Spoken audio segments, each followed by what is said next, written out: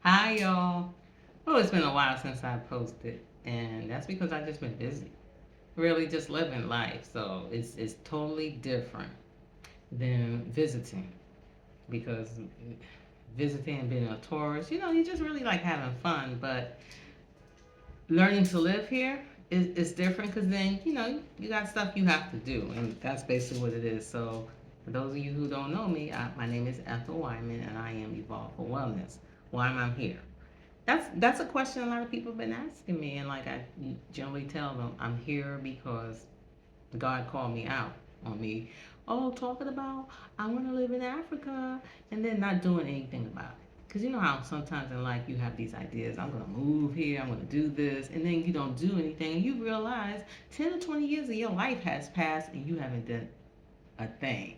So, when I came the first time last year, I got called out on not really planning or doing anything. So right now I'm in the plans. Like I say, I'm pretending to live here. I have not done it. I have not made plans to just stay here. Right now, on this one time, I'm here for 5 months. So that gives me enough time to really kind of acclimate. And I'm glad I did it that way because it's been a journey. It's been a journey. And as some people would say, Ghana will take from you and it will also give you something. So for me, what is it's giving me? It's giving me a sense of peace, a sense of allowing me to exist.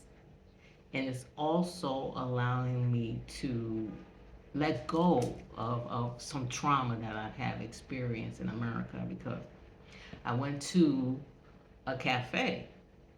And while I'm in there, I'm asking the guy, is it okay? Can I sit down? Can I charge my computer? And I'm asking, I'm a grown woman. And he just looks at me like, it's okay. You can do whatever you want. Because that's what something I was noticing from being here in Ghana. People going to restaurants, they're going to cafes, they're doing their work. Sometimes they're not buying anything and they're just sitting there for hours and nobody disturbs them and say, yeah, what are you doing here? Like looking at you like, you know what, you taking up our electricity and you're not even buying anything. Here, nobody cares. So at that point, I realized, wow, being in America has traumatized me where I have to ask for permission to do something that's not harmful. You don't have to do that here. Another thing to remember when you're here in Ghana, because when you go into the restaurants, nobody bothers you. Like you can literally sit down, and unless you get their attention and say, okay, I want you to help me or I want to order, they just let you sit there.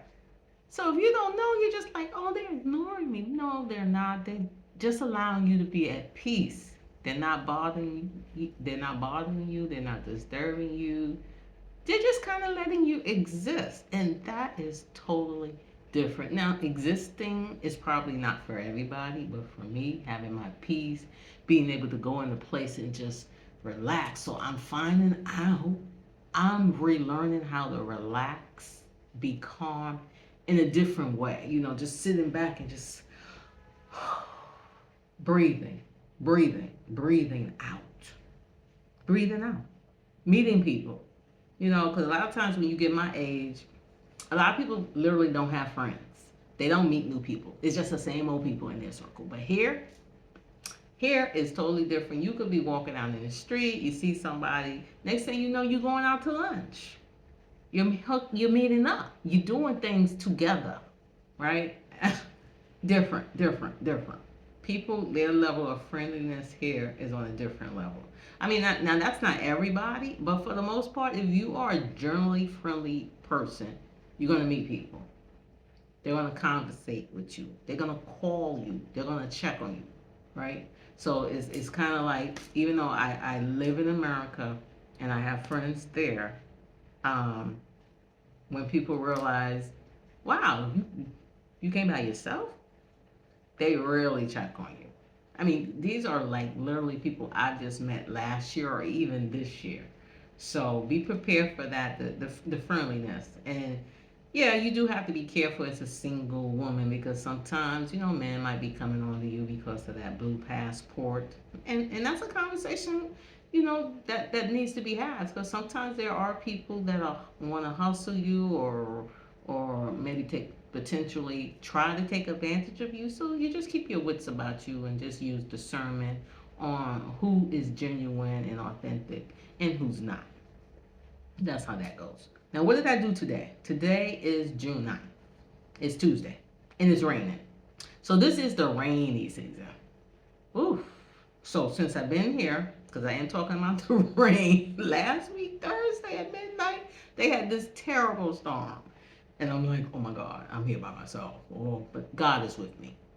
This storm, it poured down like somebody had opened up buckets, lightning and thunder, and of course my power went out again.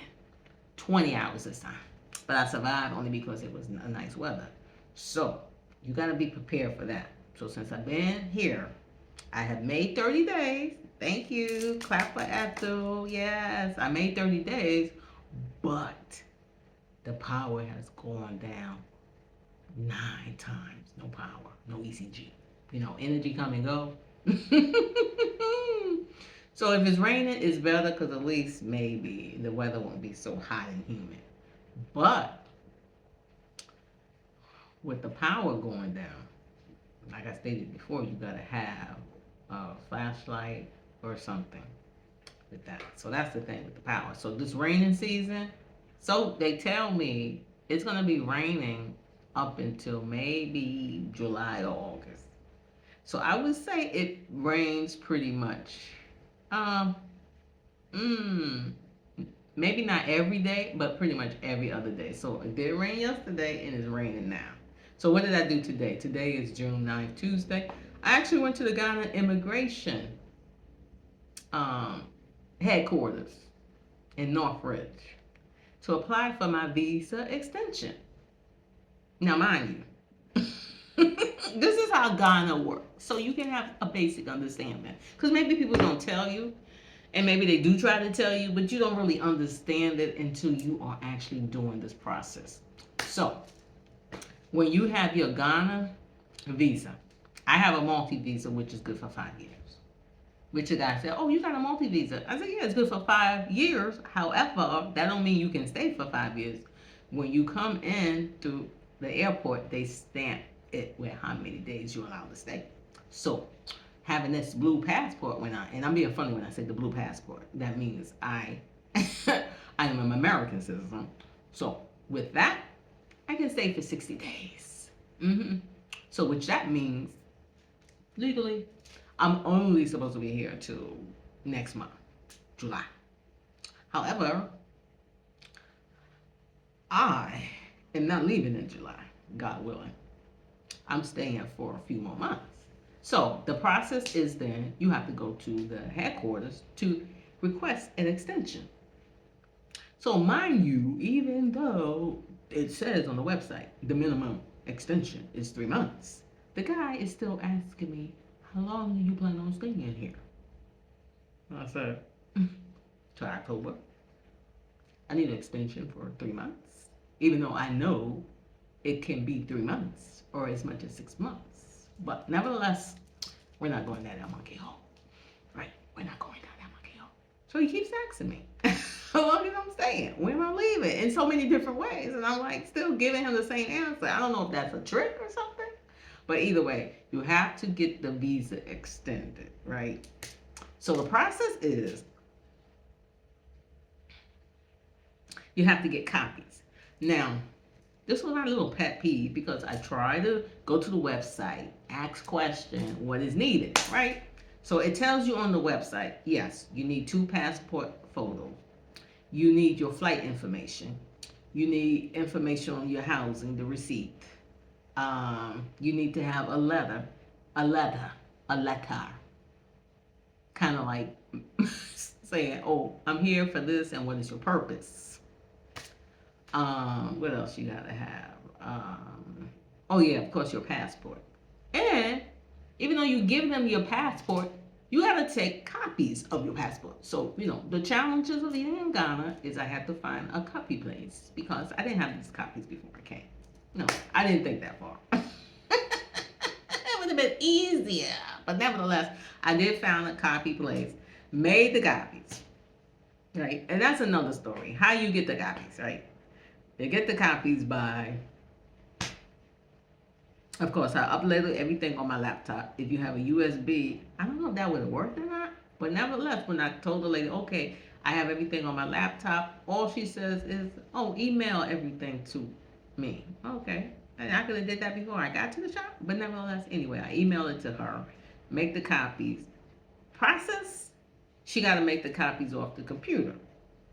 So even in the email, I said, okay, please provide me with 2 copies of everything. So then when I go to the front desk and I said, okay, where's my 2 copies? And she was like, oh, you didn't tell me that. Oh, correct. I didn't tell you that, but I put it in the email. So this is the nuances from being in Ghana, right? I'm thinking you're going to read the email. No. Verbalization. So communication. So I have to learn how to communicate the way they communicate in Ghana because my communication style is probably different. I just thought if I put it in the email and say, oh, I want 2 copies, that would have been sufficient. No, you can't do that. You gotta say it to the person. Hey, I need 2 copies. Even if you put it in the email, you still gotta say, I need 2 copies or I need how many every copies. Nevertheless, when she was like, oh my goodness, now I gotta go into the computer and reprint and print another copy, and I'm like, no ma'am, you do not have to do that. I just need a copy for myself so they don't have to be color. Because from the computer, yes, they could be color. So I'm guessing now that the printer is not color. So I said, no ma'am, you don't have to do that. You have the printer, because I can see the printer. I said, take the copies and you can make them black and white for me. Because these copies are just for me. Because people will lose your stuff. So at least, I already got them, even though I have them on my computer. But that's another story. So nevertheless, she was able to do that. And I was like thinking to myself, like, oh, this is a potential business for somebody out here. It's a copy. Having a color copy machine, right? Yeah. And it was a little setup. Wasn't fancy. Because if you come here to Ghana expecting fancy, no. It was just a small little copy place.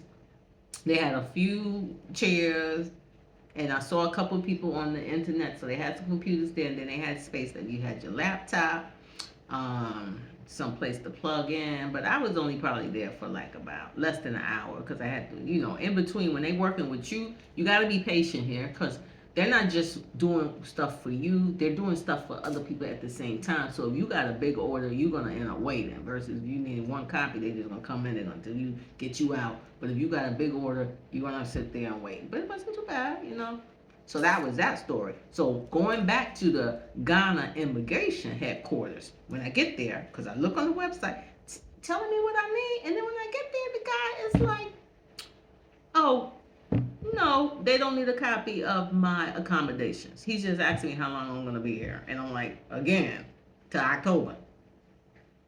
So therefore, I need a 3-month extension past the date of my expiration. So, and then he's telling me, oh, do you have your Ghana card with you? I said, yeah. Do you have a copy of it? And I'm like, no, because the website did not state that you need a copy. And then he just looks at me.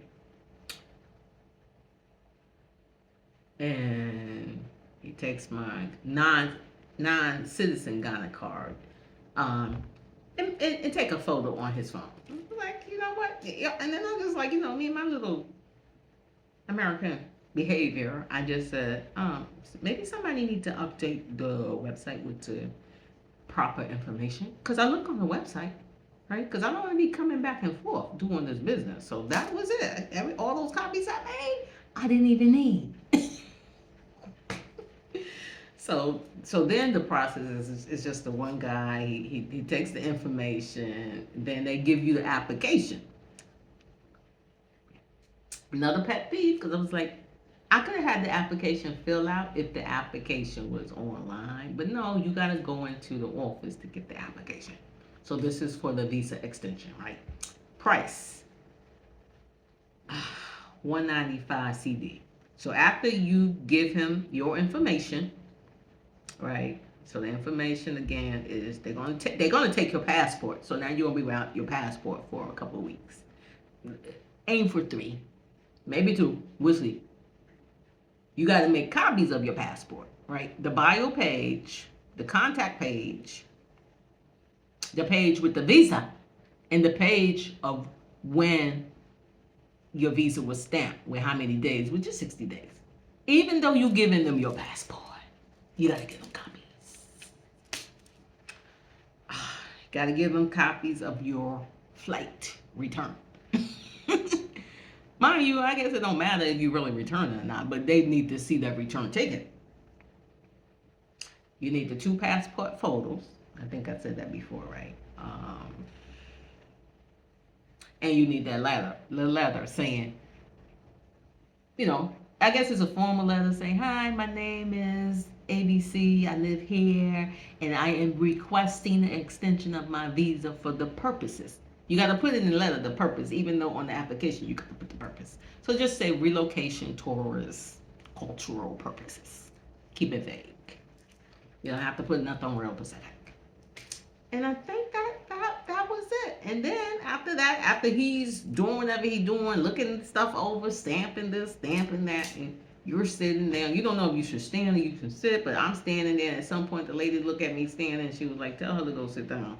So I sit down, and then he said, "Go to the person who's taking the money, pay." And then I said, and then I'm like, "What's next?" He said, "I will find you. I will find you." I mean, we all in the office together. It's like not like I'm across the street or something. So then when I go pay her the money, and I'm like, receipt? She just looks at me and say, "Go back to him and tell him you have paid." Now, when I'm looking at how much she got there, I gave her 195. I see 150. I'm like, okay, whatever. So I go back to him and say, "She said that I should let you know that I have paid." And then he gives me the receipt. So your receipt, guard that receipt with your life. Because if you don't have that receipt, you're not going to get your passport back. So now I said, okay, what's next? What's next? What's next? Because I'm realizing whatever the website says and what happened, like they said, what happens on the street is going to be totally different than what the website says. So your experience is going to be your experience. So then he says, he writes the receipt, and then he says, "I will call you. What's your number?" I'm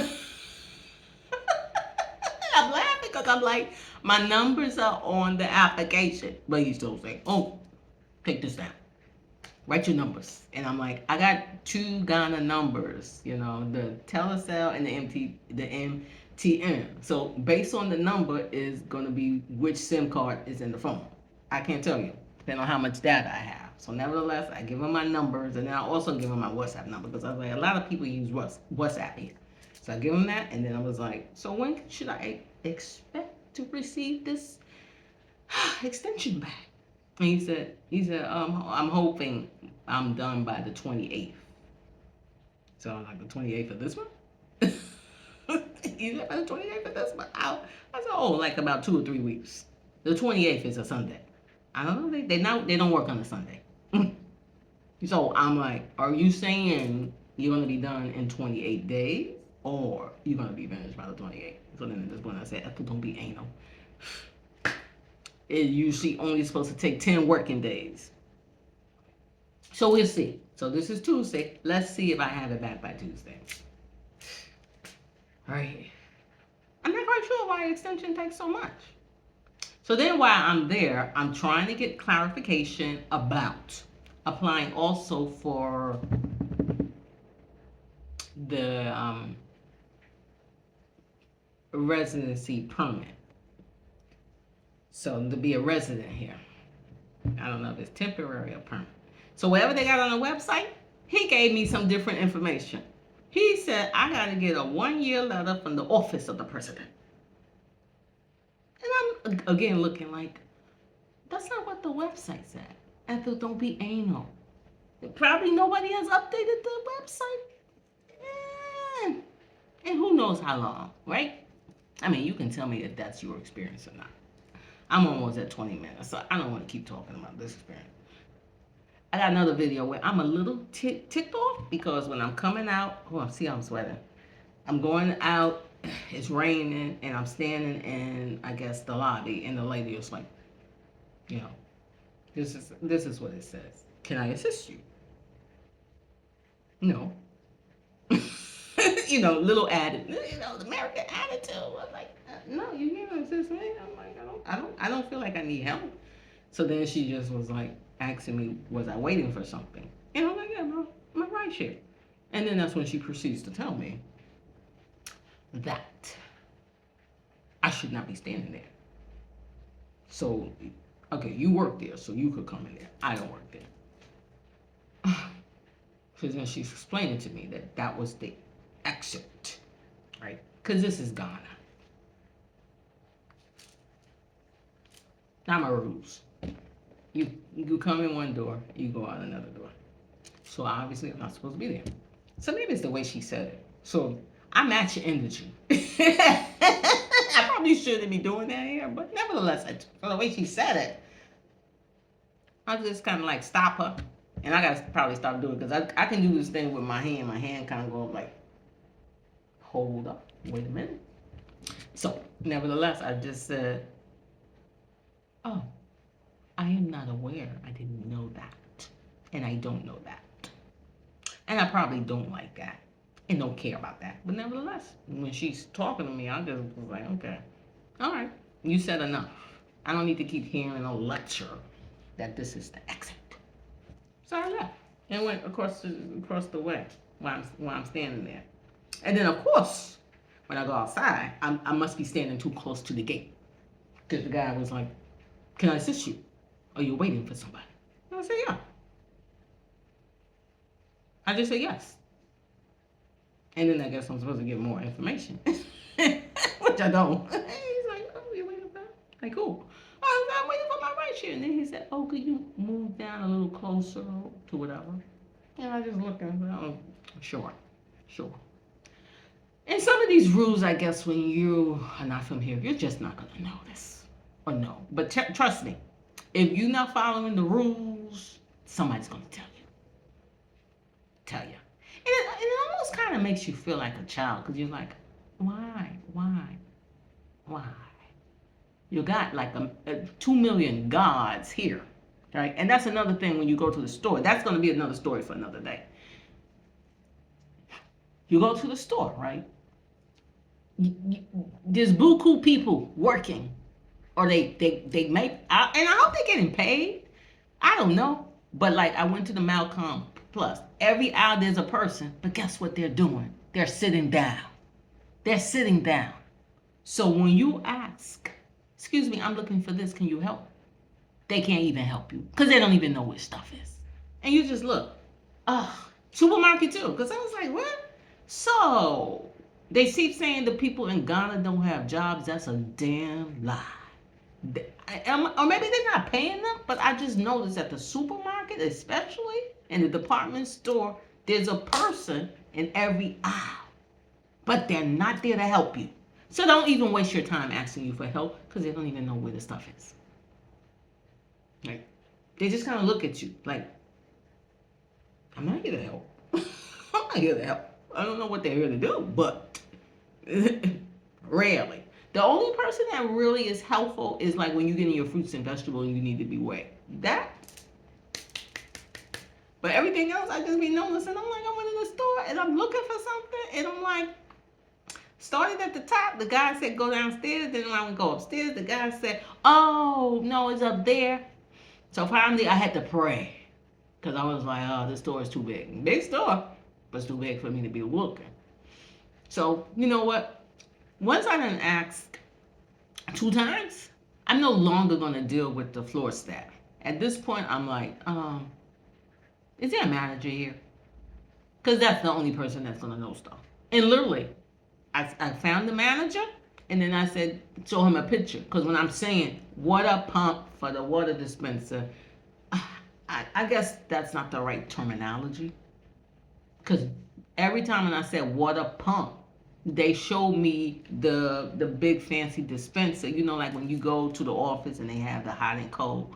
I said that's a dispenser.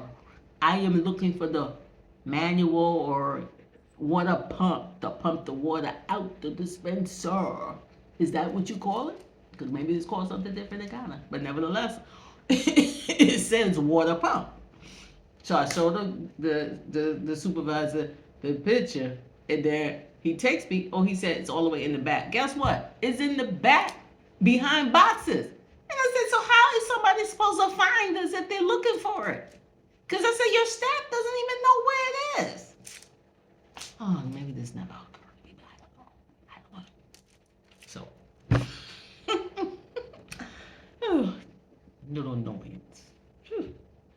And then I heard something on the radio today when they were talking about the people of Ghana and their mindset, which I'm going to listen to a little bit more because they said the mindset makes it very difficult for people to change. Because even though people are complaining, the one guy had enough sense to say it's our structures, our structure, and he's right. The structure in the system needs dismantling. And then he talked about, how people in resistance. So don't be in a resistance if you don't want change, because that's the thing. Why are you resisting change when what you do is not working, right? It's not working. A lot of things is not working. So, I've talked enough about my little experience today. Okay, so that is what I did today. And the good thing is, like somebody had told me that it took hours, but I got there at 8:45, and like I said, I was the only one in there. I was finished at 10 o'clock.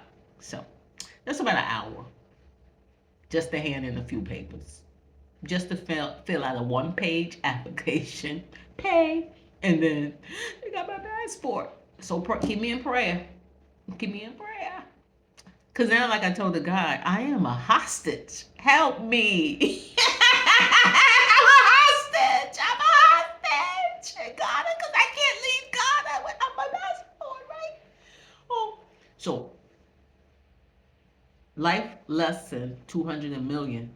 Make sure you have a copy of your passport. So I have a copy, even though I don't have my physical passport on me, I have copies in my email. I have a physical paper copy, and keep that on you, and keep that receipt on you. Okay, don't you leave without it. And in case I didn't mention before, you can't even apply for your visa extension without your non-citizen Ghana card. So at least if you know you're gonna be here for a little bit, make sure you get that.